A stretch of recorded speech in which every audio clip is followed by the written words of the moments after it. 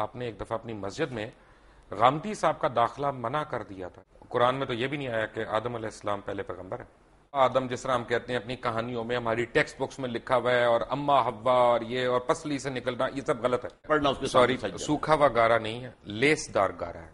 Old testament آپ مجھے سنا رہے ہیں. نہیں, قرآن بتا. اولڈ ٹیسٹمنٹ شروع اس طرح ہوتا ہے. میں تو قرآن مجید on the day one Lord said let there be water and there was. یہ بھی طے پا گیا کہ آدم علیہ السلام پیغمبر نہیں تھے.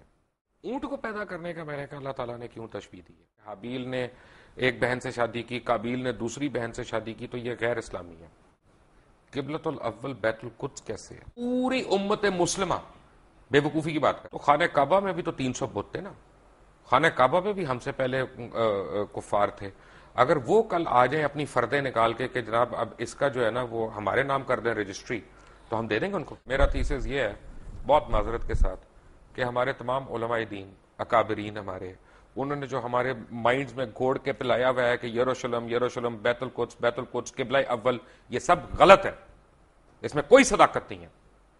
بیت القدس ہمارا قبلہ اول نہیں ہے. میرے نزدیک آپ بہت غلط بات کر رہے ہیں. قرآن حکیم میں, قرآن مجید میں تو عذاب قبر کا کہیں ذکر نہیں آیا. ایک تو ویسے مجھے آپ سے ڈر لگتا ہے, اوپر سے آپ جو ہے وہ پہن کے بھی سفید سب کچھ آ گئے ہیں جیسے کفن باندھ کے آ جاتا ہے آدمی. سر سے نہیں باندھا جی, کفن سر سے نہیں باندھا. یہی تو ہم کہتے ہیں ہمارے علماء جو ہیں وہ خود اپنے سر سے کفن نہیں باندھتے, دوسروں کے بچوں کو بھجوا دیتے ہیں آگے ادھر ادھر.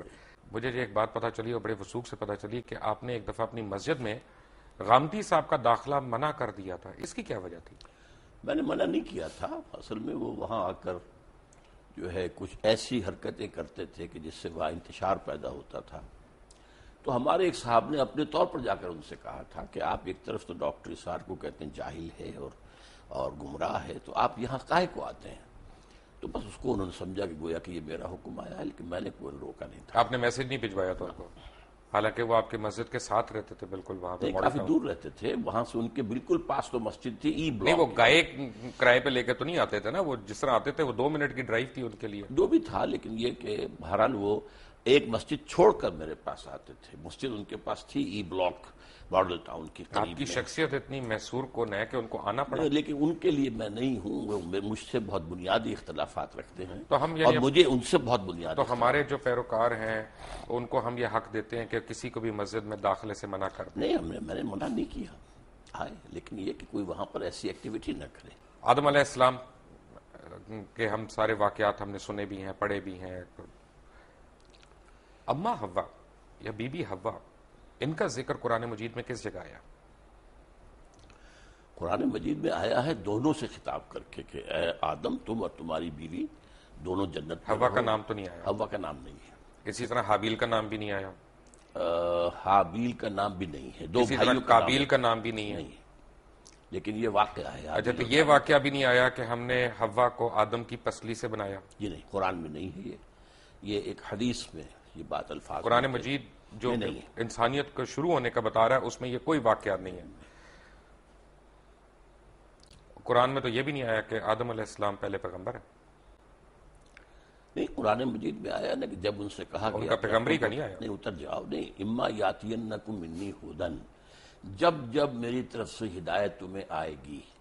گویا کہ اس کے پہلے سے اعلان تھا کہ ہدایت آتی رہے گی, اور وہی ہدایت وہی کی ہدایت ہے جس کو وہ ہدایت آتی تھی وہ نبی ہوتا تھا. اصل میں قرآن مجید جہاں تک ہماری اور ویسے بھی قرآن مجید میں ایک مقام پر ان اللہ اصطفیٰ آدم و نوحا وآل ابراہیم وآل عمران علی العالمین, تو جہاں انبیاء کا ذکر ہے ان سب سے پہلے حضرت آدم کا ذکر ہے سورہ آل عمران میں. بڑی اچھی بات ہے ڈاکٹر صاحب. یہ دیکھیں نا, اصل میں جو میں نے جو آج تھوڑا سا پڑھ رہا تھا, کچھ پہلے بھی ہم نے پڑھا, تو آدم جو مجھے نظر آیا اس میں قرآن مجید میں, کیونکہ میں نے آپ کو عرض کیا تھا پہلے تھوڑی سی میں نے بھی صرف پڑھی ہے, تھوڑی سی نحو پڑھی ہے, کوشش کی ہے, میں طالب علم ہوں, میں اگر میں سے گستاخی ہو جائے تو پلیز مائنڈ نہ کریے گا. آدم جو ہے وہ بنی آدم کا ذکر ہے قرآن مجید میں, وہ ایک شخص کا تو نہیں ہے. مثلا میں آپ کو ایک آیت دکھاؤں, پڑھ کے سناؤں. نہیں, لیکن بہت سی جگہوں پر آدم ایک کی حیثیت سے, اصل میں یا آدم اسکن انت وزوجک الجنہ, اے آدم تم اور تمہاری بیوی رہو جنت کے اندر. تو یہاں بنی کہاں آیا؟ وَلَقَدْ خَلَقْنَا, یہ آیت آپ سورہ اعراف کی پڑھ رہے ہیں. جی بالکل, ٹھیک ہے. تو یہ قرآن مجید میں مختلف تعبیرات ہیں. جی, صورناکم ثم قلنا للملائکۃ اسجدوا, اب اس سے اندازہ جو ہے یہ لگایا جا سکتا ہے کہ شاید پہلے ایک نوع جو ہے، نوع آدم، وہ پیدا ہوئی ہے، یعنی پوری ایک خلقت، ایک خلقت، ایک نوع، ایک آدمی نہیں، ایک سپیشیز، ایک آدمی نہیں، ان میں سے ایک آدمی چنا گیا ہے۔ یہ ہے در حقیقت اس آیت سے جو بات نکلتی۔ تو جو ہمارے ذہن میں کانسیپٹس ہیں کہ آدم علیہ السلام، بابا آدم جس طرح ہم کہتے ہیں اپنی کہانیوں میں، ہماری ٹیکسٹ بکس میں لکھا ہوا ہے، اور اما حوا اور یہ اور پسلی سے نکلنا، یہ سب غلط ہے۔ پسلی سے نکلنے کا قرآن میں کہیں کوئی ذکر نہیں ہے، اور یہ غلط ہوا نا پھر۔ اب میں نہیں کہہ سکتا، لیکن یہ کہ قرآن میں ذکر نہیں ہے، اس کا یہ اگر ڈاکٹر صاحب قرآن میں نہیں ہے تو غلط ہے۔ قرآن مجید میں اگر ذکر ہی نہیں ہے تو غلط ہوا نا۔ نہیں، ضروری نہیں ہے، قرآن میں ہر شے تو نہیں ہے، قرآن مجید میں ایٹم بم کا ذکر تو نہیں ہے، تو یہ تو نہیں کوئی بات ہوئی۔ وہ تو ایک بات ہے جس کا ذکر کیا، ایٹم بم سے ہمارے دین کا تو تعلق نہیں ہے نا۔ نہیں، لیکن یہ کہ آدم حوا سے بھی بڑا آدم حوا سے کیا؟ آدم سے ہے، آدم نبی تھے۔ کون سی حدیث میں ذکر ہے حوا کا؟ کس کا؟ بی بی حوا کا۔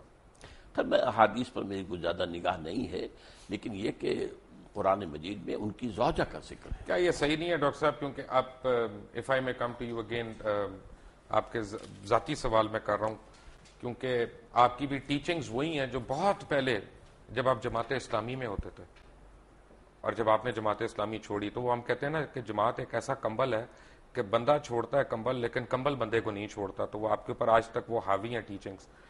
اس سے بہتر تعبیر یہ ہے جس نے کہا تھا کہ جو لوگ جماعت سے نکل جاتے ہیں ان میں سے جماعت نہیں نکلتی، یہ ایک بہتر تعبیر ہے کہ جماعت کا ایک بنیادی فکر۔ سردیاں آ رہی ہیں تو کمبل کا ذکر بہتر ہے، جس نے بھی کہا، لیکن اصل میں بات یہ ہے کہ بائبل تو ہے نا لائبریری آف بکس، جی ٹھیک ہے نا، جیسے جوش بائبل جو ہے 39 بکس ہیں، اسی طرح پروٹیسٹنٹ بائبل بھی 39 اور 27 ہے، کیتھولک جو ہے وہ 46 بکس ہیں، لیکن ایک بک ہے بائبل کی، اس کا نام ہے بارنباس، جس کے اوپر جتنے جویش فرقے ہیں، کیونکہ ان میں بھی بہت فرقے ہیں، اور جتنے عیسائی، یا عیسائی نہیں کہنا چاہیے مجھے، ایک میرے ویور نے کہا تھا جی مسیح کہا کریں آپ ہمیں، مسیح برادران کے فرقے ہیں، وہ ساروں کا اس سے اختلاف ہے کہ یہ ہمارا بائبل ہے، کیونکہ اس بائبل کا مقدمہ جو ہے مولانا سید ابو الاعلیٰ مودودی نے لکھا، اور انہوں نے اس کو پاکستان میں بھی انٹروڈیوس کیا، اور اس بائبل میں اس طرح کی بڑی کہانیاں، اور یہ جو ببلیکل سٹوریز ہیں ان کو آپ لوگوں نے، اور خاص طور پہ جماعت کے اولین لیڈرز نے، ہمارے مذہب کا حصہ بنا دیا۔ میں معافی چاہتا ہوں، پہلی بات تو آپ نے یہ کہی کہ بائبل کی سٹوری ہے، برنباس کو انکلوڈ نہیں کرتے یہ بائبل میں، کوئی نہیں کرتا، وہ نہیں کرتے، نہیں، اس لیے ہم نے تو مقدمہ لکھ دیا ان کا۔ نہیں، وہ دوسری بات ہے۔ سوال پہلے یہ ہے کہ جو لوگ بائبل کے ماننے والے ہیں وہ بائبل میں برنباس کو انکلوڈ نہیں کرتے، اس کا یہ مطلب نہیں کہ برنباس درست نہیں ہے، برنباس اس لیے کہ 104 بائبلز تھیں، گاسپلز، ٹھیک ہے، جن میں سے چن کر 4 کو جو ہے کینونیکل قرار دیا گیا ہے۔ 100 bibles are there which are not canonical، apocryphal کہلاتی ہیں، وہ ان میں سے ایک برنبا بھی ہے۔ جو قرآن مجید کی میں نے آپ کو آیت کوٹ کی، اس میں تو لکھا ہے خلقناکم، کم تو پلورل ہے، تو اس کا تو مطلب ہے کہ ایک فرد واحد نہیں پیدا کیا گیا، ایک ساتھ پتہ نہیں کتنے لوگ پیدا کیے گئے، پتہ کتنے لوگ، کن فیکون تھا نا۔ میں نے عرض کیا نا، ایک species, homo sapien species which are an animal, اس میں سے ایک کو سلیکٹ کیا گیا، اور اس میں اللہ نے روح پھونکی، and he became Adam, he was a person. وَلَقَدْ خَلَقْنَاكُمْ ثُمَّ صَوَّرْنَاكُمْ ثُمَّ قُلْنَا لِآدَمَ یہ تو سارا قُلْنَا لِلْمَلَائِكَةِ اسْجُدُوا لِآدَمَ، اب آدم کا لفظ آیا، پہلے جو ہے جمع کثیر۔ آدم، جس طرح انسان کا لفظ قرآن میں آیا کہ انسان ایک فرد واحد بھی ہے اور انسان پوری انسانیت بھی ہے، الانسان بن جائے گا وہ، لیکن یہ کہ یہ اس میں تو انسانن ہوگا تو ایک انسان، الانسان تو سارے انسان، یا کوئی خاص معین، یہی آدم کے لیے بھی ہے۔ آدم، سو وی کین ریسٹ ایشورڈ کہ یہ جو ببلیکل سٹوریز ہم پڑھ رہے ہیں یہ ان میں صداقت نہیں ہے، ہم نہیں کہہ سکتے۔ اصل میں ان چیزوں کی انٹرپریٹیشن کے اندر اختلاف ہو سکتا ہے، لیکن یہ ہے کہ آدم جو ہیں وہ سلیکٹ کیے گئے۔ 2 مرتبہ قرآن میں آیا ہے کہ فرشتوں سے میں نے کہہ دیا تھا کہ میں ایک بشر بنانے چلا ہوں، انی خالق بشرا من صلصال من حمأ مسنون فاذا سویتہ ونفخت فیہ من روحی فقعوا لہ ساجدین، میں ایک بشر بنانے چلا ہوں جو مٹی سے، جو سوکھا ہوا گارا ہے، اس سے جب میں اس کی تکمیل کر لوں اور اس کی نوک پلک سوار دوں اور پھر میں اس میں اپنی روح میں سے پھونک دوں، سوری سوکھا ہوا گارا نہیں ہے، لیس دار گارا ہے، لیس دار بھی کہا، سوکھا نہیں کہا۔ دیکھیے الفاظ کئی آئے ہیں، تراب بھی آیا، صرف مٹی کو کہتے ہیں، تین کہتے ہیں گارے کو، تین لازم وہ ہے جو آپ کہہ رہے ہیں، وہ جو جس کے اندر لیس پیدا ہو جاتا ہے، پھر سال وہ سوکھ کر جو کھڑکنے لگے، من حمئ مسنون، کیونکہ اللہ تعالیٰ نے یہ بھی فرمایا نا کہ سب کی شکلیں اللہ تعالیٰ نے مختلف کی، سب کی بولیاں مختلف کی، سب کے اعداد و اطوار مختلف کیے، تو یہ تو نہیں ہو سکتا نا کہ میرا بیٹا جو ہے وہ بالکل مختلف شکل کا ہو، مختلف رنگ کا۔ آپ کا بیٹا تو نہیں، لیکن آپ کا پڑ پوتا سکڑ بوتا ہو سکتا نہیں، یہ لیکن جس طرح کی ریسز بنی ہیں، چائنیز بھی ہیں، جاپنیز بھی ہیں، by the passage of time, by the passage of time climatic effect ہوئے ہیں، مختلف علاقوں کے اثرات ہوئے ہیں، اس سے یہ کہ شکلیں بدلی، رنگ بدلے۔ انسان کو چھوڑ دیں ایک سیکنڈ کے لیے، اچھا، جانور کیسے آئے؟ جی، جانور تخلیق سے آئے، تخلیق سے آئے نا؟ کیا ہر جانور پسلی سے نکالا گیا؟ نہیں، پسلی سے تو میں نے اس بات کو بھی نہیں مانا۔ کیا ہر مچھلی پسلی سے نکالی گئی اس کی مادہ؟ نہیں، بالکل نہیں۔ تو یعنی اس کا مطلب یہ ہے اللہ تعالیٰ کی تخلیق کا عمل تھا اور اس کے بارے میں ایک ایوولوشنری پروسیس کو مانا جا سکتا ہے۔ میں تھوڑا سا کنفیوز ہو گیا، جی، میں اصل میں طالب علموں میں سیکھنے کی کوشش کر رہا ہوں کہ قرآن مجید جیسا معجزہ ہمارے پاس موجود ہے اور اسٹرینتھ میں ہمیں بائبل کی سٹوریز لینی ہے اس کو انٹرپریٹ کرنے کے لیے۔ بائبل کی سٹوریز کون لیتا ہے؟ قرآن مجید کی ہم کہہ رہے ہیں نا کہ اس کا آؤٹ رائٹلی ہم ریجیکٹ نہیں کر سکتے، آپ نے کہا نا کہ اس کو آؤٹ رائٹلی ریجیکٹ نہیں کر اگر سکتے۔ وہ قرآن کے بیان میں فٹ بیٹھ رہی ہو تو میں نے تو قرآن کا بیان آپ کو سنایا ہے کہ میں جب اس انسان کو تیار کر لوں اور اس میں اپنی روح میں سے پھونک دوں تب گر پڑنا اس کے سامنے سجدے میں۔ وہ روح جو ہے جس کا خاص تعلق ذات باری تعالیٰ کے ساتھ ہے۔ اچھا، جب یہ سجدے میں گرے تو ملائکہ سارے، جن کا سردار اس وقت ابلیس تھا، تو وہ فرشتہ نہیں تھا، نہیں جن تھا، جن، لیکن سردار تو تھا، کان من الجن، سردار بھی نہیں تھا، لیکن اس وقت اشرف المخلوقات تو تھا۔ اس کو یہ کہا جا سکتا ہے کہ وہ عبادت اور ریاضت اور علم میں نمایاں ہو گیا۔ ابلیس نے سجدے سے انکار کر دیا، تھا تو اگر یعنی ٹیکنیکلی میں دیکھوں تو ابلیس شرک سے انکار کر رہا تھا۔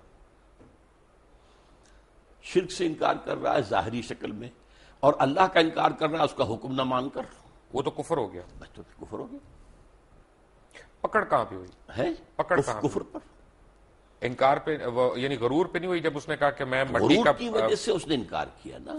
اس کے اندر جو ہے ابا واستکبر وکان من الکافرین، اس نے استکبار کیا، اس نے صاف کہا خلقتنی من نار وخلقتہ من طین، بالکل صحیح، خدا تو نے مجھے تو بنایا ہے آگ سے، اس کو بنایا اس کو بنایا مٹی سے، وہ بھی لیسدار مٹی سے، تو طے یہ پایا لیس دار کا دس دوبارہ آپ لے آئے، میں نے لے آپ آیا، کو بتایا تھا میں کہ لے وہ آیا۔ ایک لفظ ہے، تراب بھی ہے جس کے معنی صرف مٹی ہے، تین بھی ہے جس کے معنی گارا ہے، تین لازم کے وہ معنی ہے جو آپ کر رہے ہیں۔ تراب ہے، ثم قال لہ کن فیکون۔ ہاں، تو لیکن تراب صرف مٹی کو کہتے ہیں، یہ لیسدار ویسدار کہاں سے لے آیا آپ اس میں؟ وہ لیسدار اس میں ہے، تین لازم۔ جو آپ کہہ رہے ہیں وہ سورۃ المومنون میں ہے، 12 نمبر آیت میں ہے کہ ہم نے انسان کو مٹی کے ست یا جوہر سے، اسے سوکھی مٹی سے اسے بنایا۔ من سلالۃ من طین، جی، اور سورہ سجدہ کی آیت نمبر 7 میں بتایا گیا ہے کہ جو بھی چیز اس نے بنائی خوبی بنائی، اور انسان کی تخلیق کی ابتدا مٹی کے گارے سے ہوئی، گارے سے، تین، ٹھیک ہے نا؟ ابھی اس میں لفظ لیس نہیں آیا، آپ نہ ایڈ کیجئے لیس اس میں، لیس آئی سورہ صفت میں، ٹھیک ہے، آیت نمبر 11 میں۔ صفت کوئی صورت نہیں ہے قرآن کی، صاف صاف، سوری، میں آپ سے سیکھنے کے لیے تو بیٹھا ہوں یہاں پہ، میں سکھا رہا ہوں نا، میں بھی سکھاؤں گا آخر، بالکل آپ سکھاتے جائیں، ہم سیکھتے جائیں گے۔ تو اس کا مطلب ہے کہ غرور اللہ کو نہیں پسند، بالکل نہیں پسند۔ تو جب ہم یہاں پہ بیٹھتے اللہ کے حکم سے انکار اللہ کو پسند نہیں ہے، اللہ کے حکم کے غرور ہو گیا ہونا چاہیے۔ غرور تھا، حسد تھا، اس لیے کہ وہ سمجھتا تھا کہ میں اعلیٰ ہوں۔ حسد تو بڑی عورتوں والی صفت ہو گئی۔ نہیں، مردوں میں بھی ہوتی ہے۔ اچھا، تمام یہودیوں کے بارے میں قرآن کہتا ہے حسدم من انفسہم، اے مسلمان جو تم سے حسد کی بنیاد پر یہ چاہتے ہیں کہ تم سے یہ نعمت جو ہے اسلام کی وہ چھن جائے۔ اصل میں تو وہ بھی مسلمان ہی تھے، لیکن انہوں نے حضور کو ماننے سے انکار کیا۔ بالکل، یہودی اور عیسائی یہ سارے مسلمان ہی تو تھے، کیونکہ دین ابراہیم ہے، اپنے اپنے وقت کے مسلمان تھے۔ یہ بڑی اچھی آپ بات بتا رہے ہیں مجھے، آنیسٹلی مجھے جو ہے نا اس کا تو یہ طے پایا کہ جب اللہ تعالیٰ نے کائنات کی تشکیل دی تو نہ صرف بنی نوع انسان بلکہ تمام جانور، جرند، پرند جتنے بھی ہیں وہ نر اور مادہ جوڑوں میں اس نے پیدا کیے۔ یہ بیک وقت نہیں ہے، اس کے اندر ایک ایوولوشن ہو سکتا ہے، لیکن کن فیکون ہے نا، کن فیکون، اس کے بیچ میں ہمیں یہ نہیں پتا گیپ کتنا ہے۔ ہاں، تو یہ اصل میں کن فیکون بھی قرآن میں آتا ہے، اور یہ بھی آتا ہے 6 دنوں میں پیدا کیا۔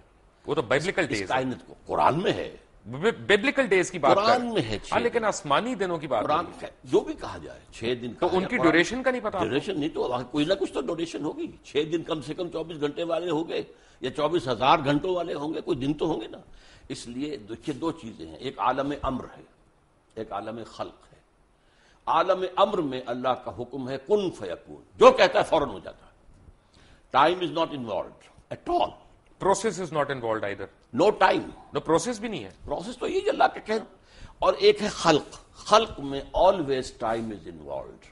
आसमान और जमीन 6 दिन में पैदा किए, बच्चा माँ के पेट में 9 महीने में। सही है, तो ओल्ड टेस्टामेंट आप मुझे सुना रहे हैं? नहीं, कुरान बता। ओल्ड टेस्टामेंट शुरू इस तरह होता है। मैं तो कुरान में And on the day one Lord said let there be water and there was water. On the day two Lord said let there be light and there was light. मैंने तौरात पढ़ी भी नहीं है ज्यादा, लेकिन ये कि मैं समझता हूँ कि बहुत सी चीजों में इत्तेफाक। वैसे हमें पढ़नी चाहिए तौरात। ठीक है, तौरात भी अल्लाह की किताब है, हमारी किताब है। हम why do we have to be absolved from it? नहीं, हम ये नहीं कहते, लेकिन ये ज्यादा जिसको मैं कह रहा हूँ मेरा मौजूद नहीं हम है। और ऐसी, लेकिन मैंने जो कुछ पढ़ा है तो मुझे उसके अंदर कुछ तजाद नजर हम नहीं और आया। ऐसी पढ़ एक ही बात की तजाद नजर आया।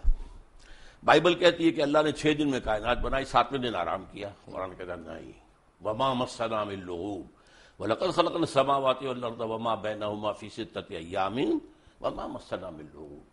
हमने 6 ही दिनों में आसमान और जमीन को पैदा किया, लेकिन हमें कोई थकान नहीं हुई कि आराम की जरूरत। राइट, ये भी तय पा गया कि आदम अलैहिस्सलाम पैगंबर नहीं थे। जिसने कह दिया आपसे? कहां पे है? मैंने तो कहा, सूरह आले इमरान की आयत का हवाला आपको दे रहा हूं, इन्नल्लाह अस्तफ़ा आदम व नूहन व आला इब्राहीम व आला इमरान अलल आलमीन। ये तमाम सिलसिले जो अंबिया के हैं उनमें सबसे पहले नाम आदम का है। आदम का है, लेकिन आदम वो उस मखलूक में से एक शख्स चुना गया, फिर उसके बाद उनकी औलाद होनी थी। ठीक है, ब्रेक में आपसे बात कर रहा था सूरह गाशिया की एक आयत की। मैं आता हूं अपने असल मौजू की तरफ, बट ये कल मैं इस पर गौर कर रहा था। आप मुझे तस्हीह करते जाएं अगर मेरी वो आयत जुबानी मुझे सही याद ना हो। अफला यंजुरूना इलल इबिली कैफ़ खुलिक़त व इलस समाई कैफ़ रुफ़िअत। नहीं, मैं यहीं तक खुलिक़त तक, क्योंकि ये बड़ी एक मेरे लिए माना खेज आयत थी, क्योंकि पढ़े तो हमने कई दफा है, लेकिन कल जब मैं इसका तर्जुमा भी देख रहा था तो मैंने कहा अल्लाह ताला ने इसमें जैसे कहा कि जी हमने क्या तुमने देखा नहीं, हमने ऊंट को पैदा किया, कैसा बनाया। तो ऊंट को पैदा करने का मैंने कहा अल्लाह ताला ने क्यों तशबीह दी है? इसलिए दी है कि अरब जो है वो जिस चीज से वाकिफ था और जिससे दिन रात उसका वास्ता था, उसके अंदर जो हिकमत तख्लीक है अल्लाह की, सेहरा का जहाज उसे कहते हैं। एक हफ्ते पानी उसे न मिले उसे परवाह नहीं है, खाने को न मिले उसे परवाह नहीं है। फिर वो जो है उसकी इतनी ऊंची गर्दन कर दी गई है कि कीकर का दरख्त कोई हो सामने उसको जो उससे अपना नाश्ता कर लेता है। तो ये सारी चीजें दर हकीकत ये हैं कि अल्लाह ताला की तख्लीक के अंदर हिकमत जो मुस्बर है कि जिस इलाके के लिए उसको रहना है उसके लिए वो किस कदर मुनासिब है और वहां के लोगों के लिए किस कदर मुफीद है। माशाल्लाह। लेकिन मेरा अपना उस वक्त जो एक अंडरस्टैंडिंग मुझे हुई, यानी अल्हम्दुलिल्लाह हम भी मुसलमान हैं, हम कमजोर मुसलमान से ही, लेकिन हमें भी हक है अपनी इंटरप्रिटेशन करने का। मुझे जरा सा एक डिफरेंट चीज समझ आई। क्यों मैंने ये सोचा कि ऊंट खाता क्या, तो ऊंट वही कांटे भी खाता है, घास भी खाता है, नबातात खाता है। गाय क्या खाती है? गाय भी सब कुछ वही खाती है जो ऊंट खाता है, बेसिकली तो घास फूस और ये पत्ते वत्ते अपना इसी तरह की चीज। तो उस मुनासिबत से ऊंट को तो जंगल में रहना चाहिए, या जिस वक्त वो नखलिस्तान में आए वो वहीं पे बैठ जाए और वो आगे जाए ना। लेकिन मुझे ये लगा कि अल्लाह ताला हमें ये बता रहा है कि देखो ऊंट जैसे हुजम वाले जानवर को, जिसमें इतनी ताकत भी है, दानाई भी है, और वो यानी वो जीरक किस्म का जानवर है, वो कोई मासूम सा खोता जानवर नहीं है बेसिकली, वो भी अपनी मर्जी जीरक होता है जी, अपनी मर्जी से जिंदगी नहीं गुजार सकता। ऊंट को भी वो करना जो हम उसको कह रहे हैं, हालांकि अल्लाह ने उसके लिए तय किया, और अल्लाह ने उसको उसके माहौल के मुताबिक बॉडी दी है, उसकी फिजियोलॉजी ऐसी दी है कि जो उस माहौल के अंदर, उसको पांव ऐसे दिए हैं जो रेत में धंसते नहीं है, इतने चौड़े। इस नहीं, मैं उसकी ग़िज़ा के एतबार से कहता, दूध भी देना है, मैमल है ना बेसिकली एक किस्म, जिसकी कुर्बानी भी जायज है। गाय में और ऊंट में इनकी ग़िज़ा में फर्क कोई नहीं, लेकिन उनके रहन सहन नहीं, वो तो एक्लेमेटाइज होके होता है ना, वो नबातात ही है ना, वो तो सेलुलोज वही बनता है ना, जाके उसके पेट में जाके वही सेलुलोज बनता है। आप तो माशाल्लाह मेडिकल डॉक्टर भी हैं। तो मेरे और आपके पेट में ही बनता है। राइट डॉक्टर साहब, मेरे पेट में तो पता नहीं क्या क्या बनता है, उसके बाद दवाइयां खानी पड़ती हैं। तो अच्छा, तो तय ये पाया کہ یہ سورہ مائدہ کی ایک آیت میں نے نکالی ہوئی، اور یہ میں اس کا ترجمہ پڑھ دوں اپنے ناظرین کے لیے کہ ان پر آدم کے 2 بیٹوں کی پیش گوئی، یعنی جو اللہ تعالیٰ نے آدم علیہ السلام کے 2 بیٹوں کی پیش گوئی کی، ان کا نام نہیں آیا، حابیل اور قابیل نام نہیں آیا۔ پیش گوئی کا لفظ نہیں، پیش گوئی نہیں، یہ وہ تو اس نے تشریح اوپر لکھی تو میں اس کا پہلے پڑھ گیا تھا، یعنی جو حابیل اور قابیل کا نام نہیں آیا، ٹھیک ہے نا، کہیں پہ 2 بیٹوں کا ان کا بتایا گیا۔ اب سوال یہ ہے، کیونکہ جب آپ نے یہ کہہ دیا نا کہ کافی پتہ نہیں ہزاروں سینکڑوں لاکھوں اللہ تعالیٰ نے انسان ایک ساتھ تیار کیے، ایک ساتھ پیدا کیے کن فیکون کہہ کے، تو پھر مجھے ٹھیس پہنچی ہے۔ اس کا مطلب ہے کہ انسیسٹ نہیں ہوا کہیں پہ، کیونکہ جو ایک عام تاثر ہم لوگ لیتے ہیں کہ حابیل نے ایک بہن سے شادی کی، قابیل نے دوسری بہن سے شادی کی، تو یہ غیر اسلامی ہے اس کی، تو کیونکہ اس وقت مخلوق اتنی زیادہ تھی تو انہوں نے دوسروں سے کی۔ پہلی بات تو یہ ہے کہ یہ بات قرآن میں نہیں ہے، البتہ احادیث میں ہے، اور ظاہر بات ہے کہ یہ انسیسٹ کب جا کے حرام قرار دیا گیا، اور جب تک حرام نہیں قرار دیا گیا اس وقت تک اللہ کی طرف سے جائز تھا تو ٹھیک تھا۔ ایسے یہ جان لیجئے کہ جو میں نے کہا تھا کہ ایک پوری سپیشیز تیار کی گئی ہے، اس میں سے ایک پرسن آدم ہے، اس کے بعد نسل آدم کی چلیے، باقی سپیشیز پوری جو ہے ختم ہو گئی، ٹھیک ہے، جیسے ڈائناسورس ختم ہو گئے وہ سپیشیز ختم ہو گئی، ان کی اب نسل میں اب ظاہر بات ہے کہ اس میں بیٹا بیٹی ہو رہے ہیں، اب اس کو آگے کیسے چلنا ہوگا؟ بالکل صحیح کہہ رہے ہیں تو یہ ایک ایکسیپشن ہے۔ ڈاکٹر صاحب، پہلے نبی پہلے پیغمبر سے ہم پہلے قبلے پہ آ جاتے ہیں، قبلۃ الاول بیت القدس کیسے ہے؟ نہیں، یہ مغالطہ ہے لوگوں کو، اس کو کہہ دیا جاتا ہے صرف اس لیے کہ حضور نے مدینہ تشریف آوری کے بعد 16 مہینے بیت المقدس کی طرف رخ کر کے نماز پڑھی ہے، اس کے بعد تحویل کا حکم آیا، لیکن قبلہ اول ہمیشہ سے کعبہ ہی تھا۔ تو ہم کیوں اس کو کہتے ہیں؟ وہ تو ایک درمیانی طور کے لیے اللہ تعالیٰ کا حکم تھا۔ نہیں، تو اس کا مطلب پوری امت مسلمہ بے وقوفی کی بات کر رہی ہے؟ نہیں، بالکل نہیں کر رہی، سب مانتے ہیں کہ قبلہ اول سب سے ان اول بیت وضع للناس الذی ببکہ تھا، پہلا گھر اللہ کی عبادت کے لیے جو بنایا گیا مکہ میں بنایا گیا، سمجھے آپ، وہ یہ خانہ کعبہ ہے، مکہ بکہ ایک سیم ورڈ ہے یہ، سمجھے آپ، تو اول بیت وضع للناس الذی ببکہ، اور یہ آدم کی جو یہ سورہ آل عمران کی 3 آیت ہے، نہیں تیسری تو خیر نہیں، تیسری نہیں، غلط کہہ رہے ہیں آپ، نہیں، آیت نمبر 96 ہے، سوری 96، مائی مسٹیک، میں نے وہ لکھا تو مجھے پورا یاد نہیں ہے آیت نمبر، لیکن یہ کہ ان اول بیت، اصل میں اس کے بعد ویسے بھی اصل جو تاریخ ہے وہ یہ کہ حضرت آدم نے بنایا تھا، اس کے بعد طوفان کی زد میں آ کر یہ ختم ہو گیا تھا، صرف بنیادیں رہ گئی تھی، پھر حضرت ابراہیم کو اللہ نے وہ بنیادوں کا جو ہے علم دیا، وہاں سے آپ نے اور اسماعیل نے اس کی تعبیر کی ہے، تو یہ وہ ہے کہ اس کے بعد سے وہ گھر اچھا، جو پڑھنے میں آیا وہ یہ ہے کہ صفائی کی ہے، اس کی کلیننگ کی ہے، تعمیر اس کی یعنی چھت کی ہے، دیواریں تو قائم تھی۔ یرفع ابراہیم القواعد من البیت، جبکہ اٹھا رہے تھے ابراہیم اور اسماعیل اس گھر کی دیواریں، اس میں صرف بنیاد رہ گئی تھی اور اس کا اور کوئی نشان نہیں تھا۔ تو اس کا مطلب ہے کہ اگر ہم بیت القدس کو قبلہ اول کہتے ہیں تو ہم غلط کہتے ہیں؟ غلط کہتے ہیں، بیت المقدس جو ہے یا تو یہ ہمارے علماء کیوں نہیں بتاتے لوگوں کو، کیوں ہم جہالت کی طرف ڈالتے ہیں؟ یہ میرے خیال میں تو بتاتے بھی ہیں، کہاں بتایا؟ بتاتے ہیں، اصل میں ایک بات کہنے میں آ جاتی ہے، ورنہ اب تو 16 مہینے حضور نے اس کی طرف رخ کر کے نماز پڑھی، پھر جو ہے تبدیل ہوا ہے، اس حوالے سے کہہ سکتے ہیں اس پہ بھی مکی دور مدنی دور میں قبلہ اول جو ہے وہ بیت المقدس تھا، جس کی وجہ سے مسجد قبلتین سعودی عربیہ میں ہے، ٹھیک ہے نا۔ اب یہاں پہ بھی ایک تھوڑا سا میں سمجھنا چاہ رہا ہوں، بیسیکلی قبلے کا لفظی مطلب کیا؟ رخ، قبلے کا مطلب رخ ہے، تو اگر میں نے آپ کی طرف رخ کیا ہوا ہے تو آپ میرا قبلہ ہو گیا، کہتے ہیں ہم قبلہ کعبہ، اپنے بزرگوں کو کہہ دیتے قبلہ کعبہ۔ اچھا، میری انڈرسٹینڈنگ ذرا سی ڈفرینٹ ہے، میری انڈرسٹینڈنگ میں ایمان کا رخ جو ہے وہ قبلہ، نہیں تو خیر آپ فزیکل رخ نہیں، جو چاہے آپ کر لیں، میں روکتا یعنی آج میں کلمہ پڑھ لیا، جو ہے اگر میں نے آج کلمہ پڑھ لیا تو آپ یہ کہہ سکتے ہیں آج اللہ تعالیٰ نے اس کا قبلہ درست کر دیا، یہ محاورے میں آپ استعمال کریں گے۔ قبلہ یہی ہے کہ جس طرف عبادت میں رخ کرنے کو کہا گیا ہے، وما جعلنا القبلة التي كنت عليها الا لنعلم من يتبع الرسول ممن ينقلب على عقبيه، اے محمد صلی اللہ علیہ وسلم، ہم نے یہ کچھ عرصے کے لیے جو یہ قبلہ تمہارے لیے مقرر کر دیا تھا، یہ اس لیے تاکہ ہم جانچ لیں کہ کون رسول کی پیروی کرتا ہے اور کون اپنی ایڑیوں کے بل مڑ جاتا ہے.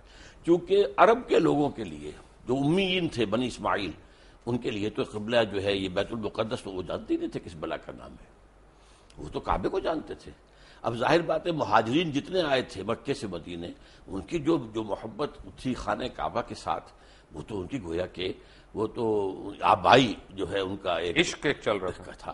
تو وہ اب اس میں امتحان لیا ہے کہ آیا رسول کے حکم سے اب کیا ہو رہا ہے.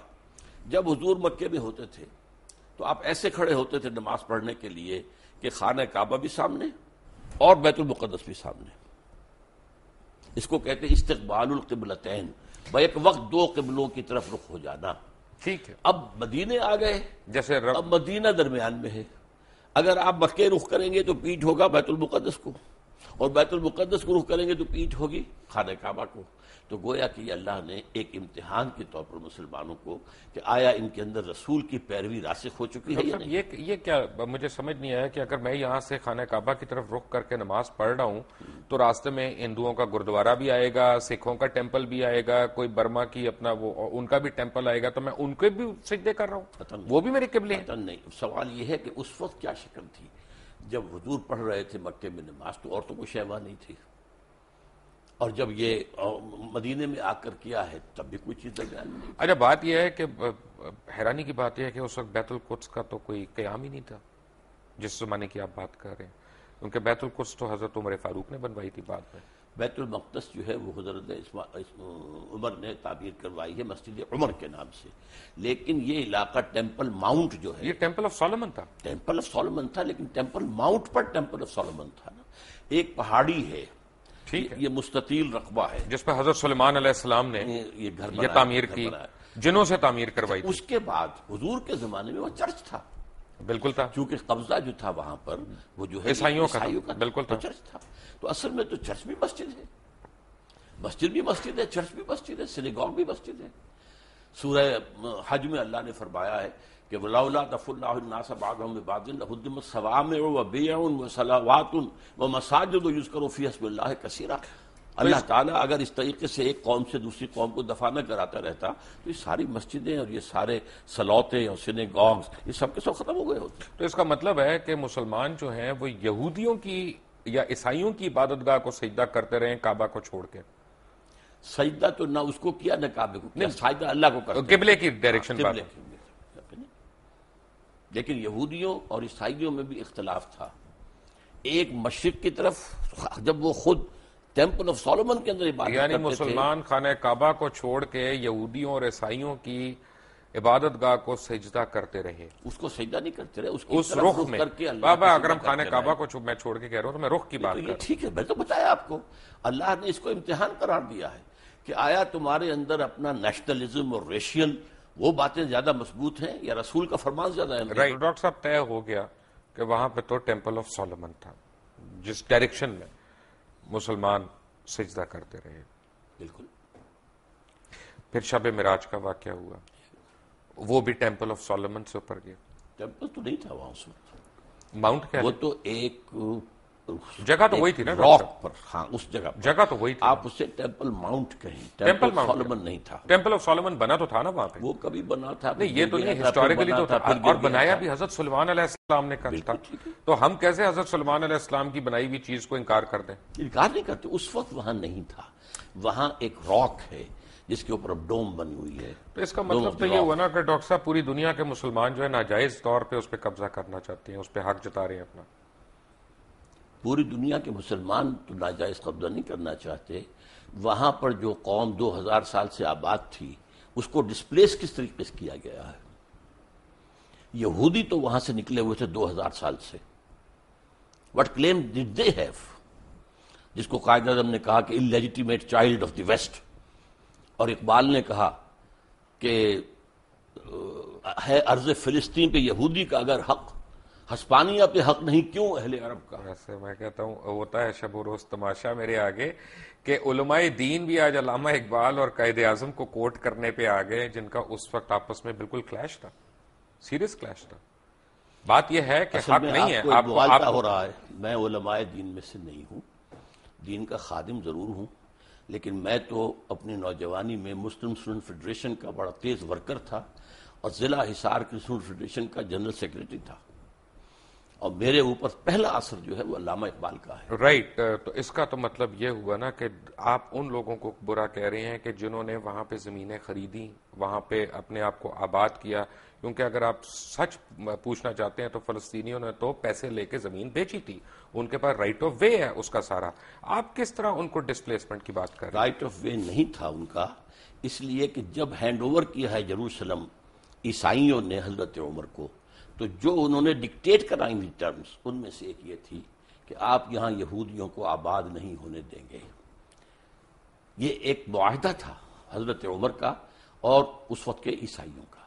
حضرت عمر نے رعایت یہ برتوائی تھی کہ ٹھیک ہے یہودی یہاں آ سکتے ہیں to visit their holy places, لیکن یہاں وہ کوئی زمین نہیں خریدیں گے، کوئی مکان نہیں خریدیں گے، جائیداد نہیں خریدیں گے، سیٹل نہیں کریں گے. اچھا یہاں پہ پتہ ہے، فرض کریں آج ہم ایک مناظرہ کرتے ہیں اسرائیل والوں سے اور ان سے کہتے ہیں کہ جی یہ تم ہمیں دے دو یروشلم، کیونکہ ہمارا اس پہ رائٹ ہے. حضرت عمر فاروق کا بھی اس پہ معاہدہ ہوا تھا اور وہ ہمیں دے دیتے ہیں کہ جی ہم تم سے پہلے تھے یہاں پہ، ٹھیک ہے. تو خانہ کعبہ میں بھی تو 300 بت تھے نا، خانہ کعبہ میں بھی ہم سے پہلے کفار تھے. اگر وہ کل آ جائیں اپنی فردیں نکال کے کہ جناب اب اس کا جو ہے نا وہ ہمارے نام کر دیں رجسٹری، تو ہم دے دیں گے ان کو. یہ آپ ایک ایسی بات کر رہے ہیں جس کا کوئی امکان نہیں. وہ سب کے سب اسلام لے آئے تھے، ان کے باقیات تو کوئی ہے ہی نہیں. وہ لوگ جو تھے مشرکین مکہ کہاں رہ گئے؟ ہم نے بھی تو ڈسپلیس کیا نا. نہیں، کہاں ڈسپلیس کیا؟ ڈسپلیس وہی کے وہی مدینہ تو شہر ہی یہودیوں کا تھا. یہودیوں کو ڈسپلیس کیا. کیوں کیا؟ انہوں نے معاہدوں کی خلاف ورزی کی. ہم نے ان کو ڈسپلیس کیا پہلے. اگر 1400 سال کے بعد انہوں نے ہمیں ڈسپلیس کر دیا تو کون سی برائی ہوئی؟ انہوں نے معاہدوں کی خلاف ورزی کی، اس کی سزا کے طور پر انہیں ڈسپلیس کیا گیا. حضور صلی اللہ علیہ وسلم نے مدینے جاتے ہی پہلے 6 مہینے میں جو کام کیے ہیں آپ نے، 6 months اور 3 کام کیے.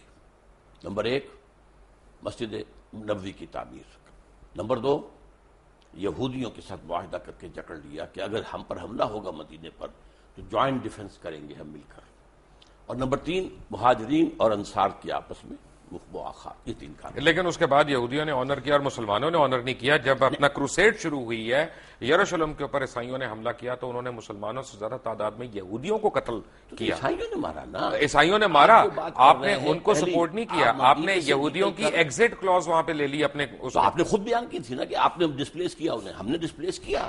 کیوں کیا؟ کس لیے کیا کہ انہوں نے خلاف ورزی کی. کوئی خلاف ورزی نہیں کی. اب آپ کی تو ڈاکٹر صاحب یہ تو مجھے بتائیں نا کون کیا تھا اس کی خلاف ورزی کی. معاہدے تو ہم نے بھی کئی خلاف ورزیاں کی ہیں. اب یہ تو خیر زرداری صاحب. عبداللہ بن ابی تو مسلمان تھا. عبداللہ بن ابی یہودی تو نہیں تھا. تو اسے کیا کہا ہے؟ نہیں اس نے کافی منافق نہیں تھا، منافقوں کا سردار نہیں تھا. لیکن اس کو کیا کیا؟ ہم سے بڑا منافق کون ہے دنیا میں؟ ہے لیکن یہ کہ اس کو کیا کیا حضور نے؟ قتل کیا، اس کو مارا نہیں. اس کی نماز جنازہ نہیں پڑھائی. پڑھائی کون کہتا نہیں پڑھائی؟ اللہ تعالیٰ کا پھر حکم. اللہ تعالیٰ نے پھر کہا کہ یہ اچھا نہیں کیا. بعد میں کہا. ٹھیک ہے، اسی لیے تو آپ سے میں پوچھ رہا ہوں. ہاں اسی لیے تو آپ سے میں پوچھ رہا ہوں. پوچھنے کے رکھیے کر. لیکن اس کا مطلب ہے کہ ہمارا رائٹ تو کوئی نہیں ہوا نا بیت القدس پہ. بیت القدس پر یہ اخلاقی رائٹ ہے نا. وہاں کے لوگ ہیں ان کا رائٹ ہے، ان کو جو ہے وہاں سے ڈسپلیس کیا گیا ہے، زیادتی کی گئی ہے. اس حوالے سے تو یہ تو آپ ایک ہیومنٹیرین بیسس پہ کہہ رہے ہیں، انسانی حقوق کے اوپر کہہ رہے ہیں. یہ جو اب یہودیوں نے اپنا پورا زور لگایا تھا، آپ معلوم ہوگا سلطان عبد الحمید خان وہ بہت زیادہ مقروض تھا، بہت مقروض تھا، اور یہودیوں نے آفر کی تھی کہ آپ سارا قرض آپ کا ادا کر دیتے ہیں، آپ ہمیں وہاں آباد ہونے کی اجازت دے دیں. انہوں نے انکار کر دیا کہ جو معاہدہ عمر سے ہوا تھا رضی اللہ تعالیٰ عنہ، میں اس کی خلاف. لیکن اس کے بعد فلسطینیوں نے اپنی زمین بیچی وہاں پہ. تو یہ کہ جب وہاں پر بالفور ڈکلیریشن کے ذریعے سے انہیں حق دیا گیا ہے تب وہ آئے ہیں نا وہاں. بھائی وہ اور بیچی فری تو نہیں آئے، وہ یہاں پہ ایسے تو نہیں کہ ایم این اے نے قبضہ کر لیا پلاٹ کے اوپر. نہیں ڈاکٹر صاحب انہوں نے پیسے دیے، ان کے پاس فردیں موجود ہیں. کیا باتیں کر رہے ہیں؟ ملکیت ہے ان کے پاس. پرانے لے کر نکل آئے اپنے پاس 2500 پرانے ڈاکومنٹس کے. یہ تو ہماری جگہ تھی، کون ان کو روکنے والا تھا وہاں پر؟ یہ ضرور ہے یہ بھی کیا ہے شروع میں جو آپ کہہ رہے ہیں کہ ایک شخص سے کہا گیا کہ آپ کا مکان کیا ہے، اس نے کہا چلیں اس کا مطلب ہے 3 لاکھ دیتے ہیں. اس کا مطلب ہے کہ ہمارا اخلاقی سٹینڈ ہے، دینی سٹینڈ کوئی نہیں ہے فلسطین پہ،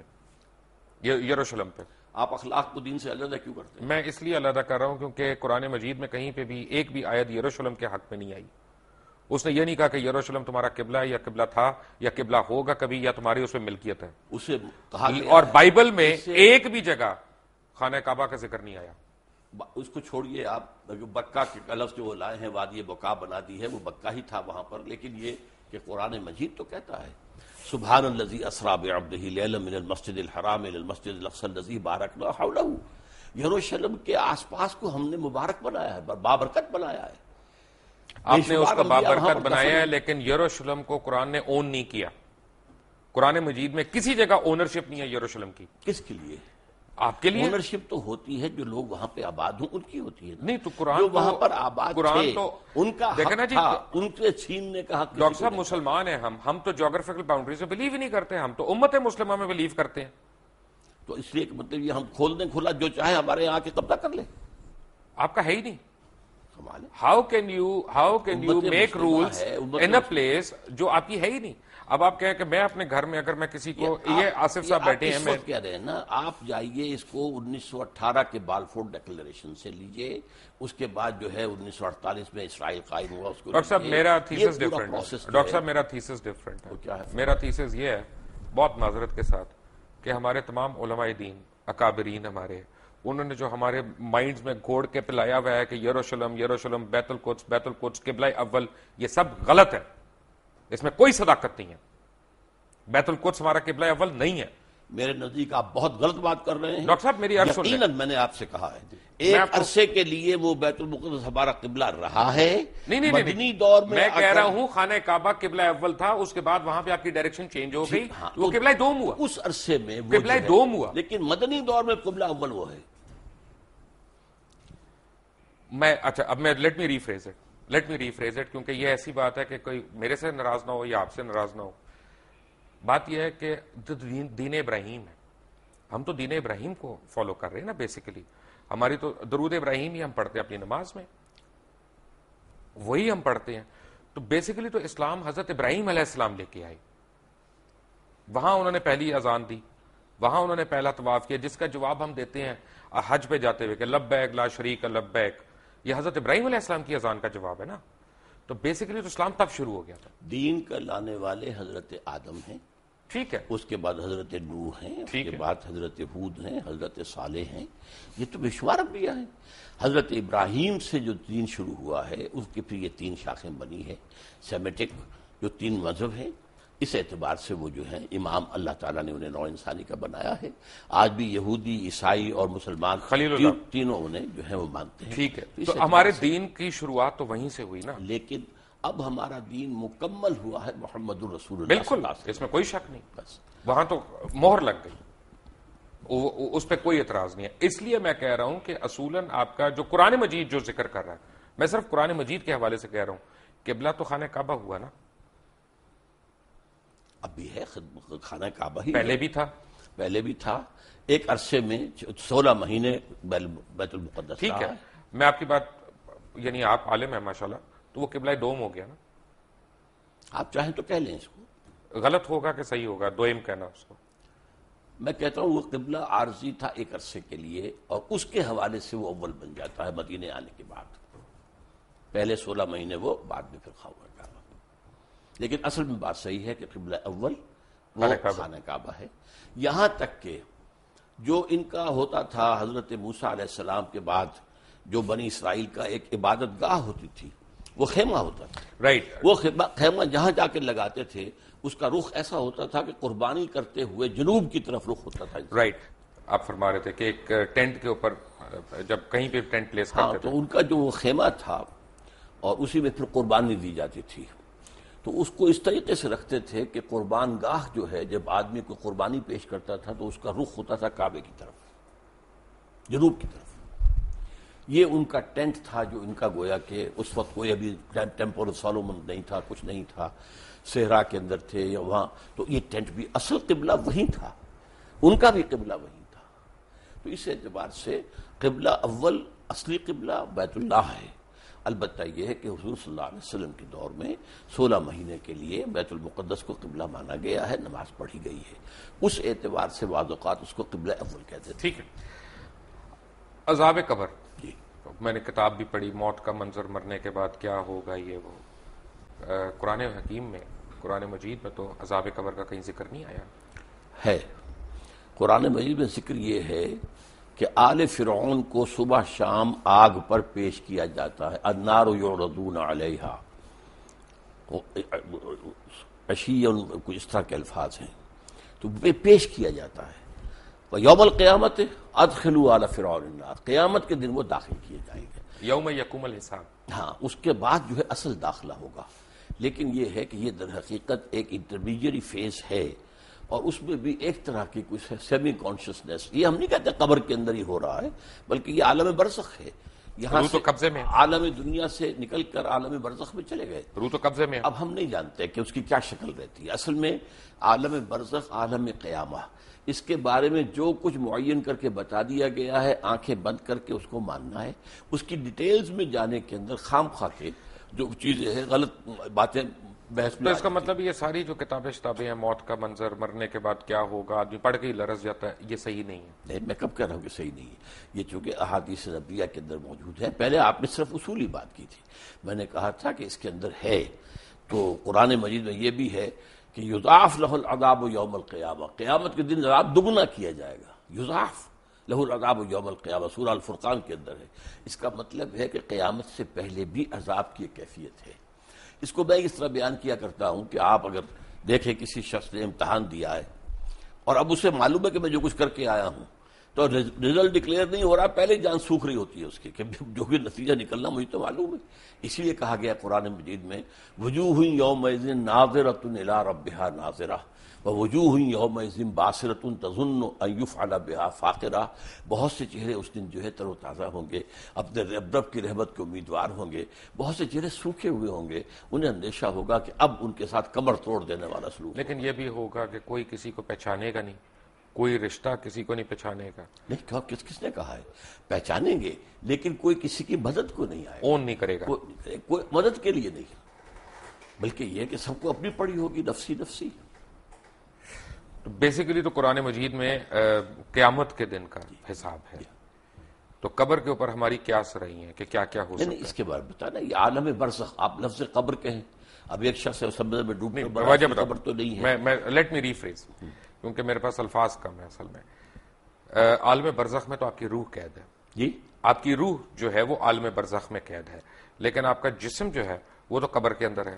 ہم نہیں کہہ سکتے. عالم برزخ میں انسان ہے، اور وہ کس کیفیت میں وہ ہم نہیں جانتے. ویسے یہ کہ یہ معاملہ جو ہے، مرے تو یہ ہے کہ کفار جو ہیں وہ بھی زندہ ہیں. ان پر بھی جو ہے، جیسے کہ حضور نے کھڑے ہو کر جس یعنی گڑھے کے اندر دفن کیا تھا کفار کے جو مرے ہوئے لوگ تھے، ان سے خطاب کیا. تو اس حوالے سے یہ ہے کہ وہ بھی ہیں، لیکن ان کے لیے کچھ اور ہے، عالم برزخ اہل ایمان کے لیے کچھ اور ہے. اچھا، یہ کمنگ بیک، میں اس کے پارٹ 2 میں آ رہا ہوں کہ ہم بنی اسماعیل کا بھی ذکر نہیں ہے کہیں پہ قرآن میں. بنی اسرائیل کا ہے، بارہا ہے. آل یعقوب کی جب ہم بات کرتے ہیں تو اس میں بنی اسماعیل کو الگ تو نہیں کیا ہوا. آل یعقوب میں تو ہے ہی نہیں نا، بنی اسماعیل نہیں ہے. آل یعقوب میں تو نہیں ہے نا. حضرت ابراہیم علیہ السلام، اسحاق، اور اسحاق دوسرے بیٹے جی، اور اسماعیل سے جو ہے وہ جو ہے یعقوب ہیں، اور یعقوب کے 12 بیٹے ہیں، وہ بنی اسرائیل بنے. تو بنی اسماعیل کا تو ذکر نہیں ہے. بنی اسماعیل نہیں ہے، لیکن یہ کہ اسماعیل کا ذکر تو بار بار قرآن میں آیا، بار بار آیا. نہیں، اسماعیل کا نہیں، میں بنی اسماعیل کی بات کر رہا ہوں، جیسا بنی اسرائیل کا ذکر ہے. اسماعیل کو پھر قرآن مجید نے ایک نام اور دیا ہے، امیین. ٹھیک ہے.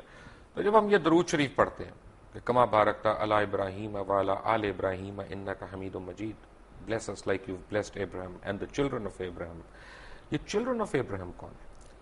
یہ انبیاء ہے نا. آخر اگر حضرت اسماعیل بھی تھے، حضرت اسحاق بھی تھے، حضرت اسحاق یعقوب بھی تھے، یعقوب کے 12 بیٹے بھی تھے، پھر حضرت یوسف بھی تھے، پھر ایک اور جو ہے تیسری بیوی بھی تھی حضرت ابراہیم کی، وہ قطورہ.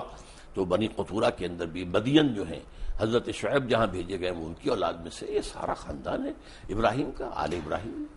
تو بیسیکلی یہ بنی اسرائیل کی بات ہو رہی ہے. بنی اسرائیل بھی، بنی اسماعیل بھی، بنی قطورہ بھی. سو ہم جو دعا مانگ رہے ہیں وہ یہ ہے کہ ہمیں بنی اسرائیل والوں کے، ان کے اکابرین کی طرح ہمیں بھی بخش. بنی اسرائیل، پھر آپ بار بار اپنے الفاظ میرے منہ میں نہ لائیے. میں یہ کہہ رہا ہوں کہ بنی اسماعیل بھی، بنی اسرائیل بھی، بنی قطورہ بھی، وہ سب حضرت ابراہیم کی آل ہیں، اور ان کو بلیس کیا اللہ نے. حضرت بنی قطورہ کے اندر آپ کو معلوم ہے حضرت شعیب جیسے بڑے اتنی سمپل ڈسکرپشنز ہیں. جو آپ نے جیسے سمجھایا بڑی سمپل، یہ فرقے کہاں پہ بننا شروع ہوئے؟ کس کی فرقے؟ اسلام میں. اسلام میں فرقہ جو ہے میرے نزدیک، ویسے تو یہ کہ بے شمار بنے ہوں گے، خوارج کا فرقہ تھا وہ ختم ہو گیا ہے تقریباً، اور مختلف لوگ آتے تھے وہ ختم ہوتے گئے ہیں. اب تو فرقہ اگر کہلا سکتے ہیں تو صرف دو ہیں، شیعہ اور سنی. باقی تمام مسالک ہیں، schools of law, schools of فقہ، ان میں کوئی وہ بڑی میجر جو ہے وہ ڈفرنس نہیں ہے، وہ سب کے سب اسلام کے اندر ہے. باقی یہ فرقے نہیں ہیں، یہ مسلک ہے. اچھا، اب یہ دونوں مجھے یہاں پہ بھی کنفیوژن ہے، کیونکہ جو میں نے پڑھا وہ یہ کہ امام ابو حنیفہ جو تھے وہ امام جعفر صادق کے اسٹوڈنٹ رہے ہیں، تو ان میں ڈفرنس کہاں پہ آیا؟ اصل میں امام جعفر صادق رحمۃ اللہ علیہ اور امام ابو حنیفہ یہ ہم عصر ہیں. حضرت امام جعفر جو ہیں وہ عمر میں بڑے تھے، حضرت ابو حنیفہ چھوٹے تھے. یہ معاملہ تو ہے، اور استفادہ بھی کیا ہے حضرت امام ابو حنیفہ نے امام جعفر صادق سے. لیکن بعض معاملات کے اندر مثلا بڑا خوبصورت واقعہ آتا ہے کہ امام ابو حنیفہ نے جا کر کہا کہ میں نے سنا ہے کہ آپ مجھ سے کوئی ناراض ہیں حضرت جعفر صادق سے رحمۃ اللہ علیہ. تو کہا ہاں میں نے سنا ہے کہ تم ہمارے نانا کی حدیث پر اپنی رائے کو ترجیح دیتے ہو. انہوں نے اس کے حضرت حلقین بالکل نہیں، قطعاً غلط آپ کو بتایا گیا ہے. اگر میں اپنی رائے کو ترجیح دیتا تو مسح میں پاؤں کے تلوے کے مسح کا حکم دیتا، اوپر کا نہیں. زیادہ خراب تو تلوہ ہوتا ہے، میں اس کا حکم نہیں دیتا، حدیث کے اندر جو آیا اس پر عمل کرتا ہوں. اگر میں اپنی رائے پر عمل کرتا تو رمضان کے روزے جو ہیں حائض عورت کے، ان کی جو ہے وہ قضا ہے، اور نماز کی نہیں. میں تو نماز کی قضا رکھتا کہ نماز پہلے ہے.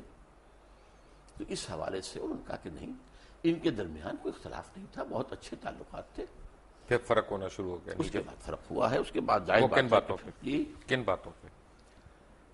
اصل میں اس کے تفاصیل میں جانا مشکل ہے میرے لیے، لیکن بہرحال یہ کہ ایک فقہ بھی رفتہ رفتہ مرتب ہوئی ہے جو کہ فقہ جعفری کہلاتی ہے.